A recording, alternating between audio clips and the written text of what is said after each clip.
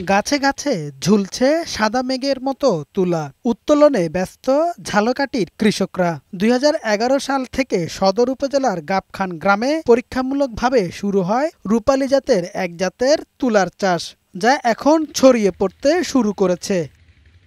কৃষকরা জানান, আষাঢ় শ্রাবণে অপেক্ষাকৃত উঁচু জমিতে বীজ বপনের পর চৈত্র বৈশাখে সংগ্রহ করা হয় তুলা। বিঘা প্রতি উৎপাদন হয় ১০ মণ, যা চুয়াডাঙ্গার কটন মিলে বিক্রি হয় ৪,৫০০ টাকায়। বিক্রি ভালো হওয়ায় নতুন করে স্বপ্ন বুনছেন চাষিরা। লাগাই যাই আষাঢ় মাসে, এটা চৈত্র মাসের প্রথম দিক দিয়ে তোলা আরাম করি। তুলা চাষটা বহুত লাভজনক, এটা যে কেউ করতে পারে এবং সহজ সরলভাবে করতে পারে। শুধু ফসল উৎপাদন নয়, তুলা উৎপাদন ঘিরে কর্মসংস্থান হয়েছে অনেকের। আর কৃষি বিভাগ বলছে, লাভজনক তুলা চাষে কৃষকদের বিভিন্নভাবে সহায়তা করছেন তারা।